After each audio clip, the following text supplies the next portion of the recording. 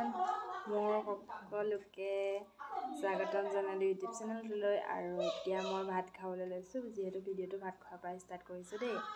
আৰু ভাত খাবলৈ লৈছোঁ, ভাতৰ লগত আছে মাছৰ চাটনি কৰি লৈছোঁ, লগতে জলফাই চাটনি, এয়া জাতিলাও আলু ভাজি, তাৰপিছত এয়া দালি বনাইছিলে আৰু এয়া ভাত দেই। যিহেতু মেডিকেললৈ যাব নোৱাৰিলোঁ বিশেষ এটা কামৰ বাবে, আৰু এয়া ঘৰতে চাওকচোন কুকুৰ পোৱালি নচাই থাকিবলগীয়া আছে। এয়া চাওকচোন এইটো আমাৰ, আৰু এইজনী এয়া ছাইডৰ ঘৰত গৈ আছে। মা গৈছিলে তুলনি বিয়াৰ 7 দিনীয়া ধোৱালে, আৰু এয়া প্ৰসাদ লৈ আহিছে। বৰ ধুনীয়া লাগে এনেকৈ প্ৰসাদবিলাক খাবলৈ পালে। আৰু এয়া চাহ বনাইছোঁ, গাখীৰ চাহ বনাইছোঁ। তাৰপিছত এয়া এফালে চাহো বনাই আছোঁ, এফালে বুট কেইটামানো গলিয়াই আছোঁ। মোৰ এনেকুৱা আধা কোমলা বুটবিলাক খাই ভাল লাগে, যেনেকৈ আমাৰ ইয়াত নাৰায়ণপুৰত ফুলনি ধান আছে ন, ফুলনি ধানত তেনেকৈ আধা কোমলা বুটবোৰ দিয়ে খাই বৰ টেষ্ট লাগে। আৰু এয়া অৱশেষত চাহখিনি বাকিবলৈ লৈছোঁ। আৰু জানেই মই ইমান মস্ত ঠুঙাটোত খাওঁ।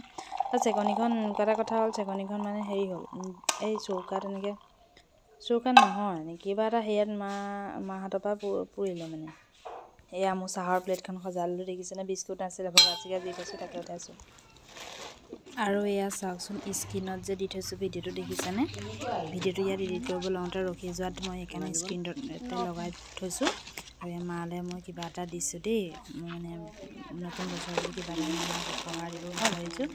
যিহেতু মা তীৰ্থ ভ্ৰমণ কৰিবলৈ যাব, সেইকাৰণে ময়ো ভাবিলোঁ যে মাক কিবা এটা দিলে মাৰো মনটো পূৰিলে। যিহেতু আমিতো সদায় লৈ থাকোঁ, সদায়তো মাহঁতে নলয়, সেইকাৰণে ভাবিলোঁ মই আজি মালৈ পাঞ্চু এযোৰ অৰ্ডাৰ দিওঁ।